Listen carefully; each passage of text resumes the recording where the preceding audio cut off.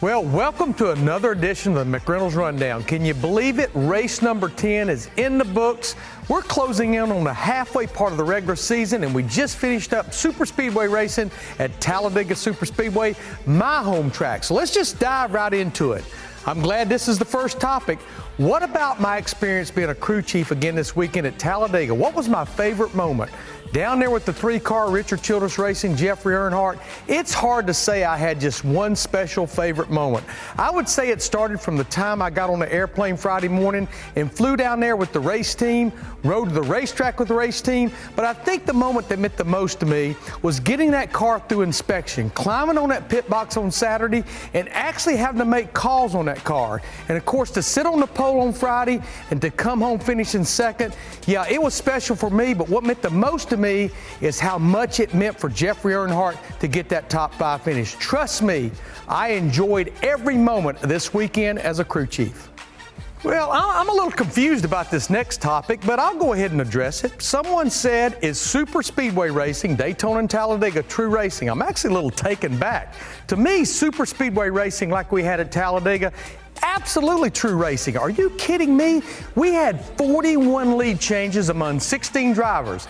Now, I'm not going to knock off on other racing series, but that's more lead changes than some open wheel series will have over the entire course of the season. You think about super speedway racing, it takes every element. It takes driver skill. It takes strategy. It takes a good handling race car. It takes horsepower. It takes everything about a race car, a driver, and a race team. You know what? We only do 4 a year. I hope as long as I'm part of the sport, 2 at Daytona, 2 at Talladega, and I love the fact we have 1 in the playoffs. I hope that never, ever goes away. So what are my thoughts on the next-gen superspeedway package through these first 2 superspeedway tracks? Now, I know we kind of looked at Atlanta that had been repaved and reconfigured as a superspeedway, but I look at that as a hybrid. I'm talking about Daytona and Talladega. And I've got to say it was interesting. If you go back to Daytona, yeah, the Chevrolet, especially Hendrick Motorsports, are very fast in qualifying, but it was all about the Ford camp. They got the win with Austin Cindric. In fact, 4 of the top 5 was out of the Ford camp. Now, if you look at Talladega this past weekend, the Fords did not have a lot of speed. They did not even have speed in the race. It was more about the Chevrolets with a little bit of Toyota. I would say now that we've got about 4 months before the next superspeedway race, and remember, it's the final race of the regular season at Daytona.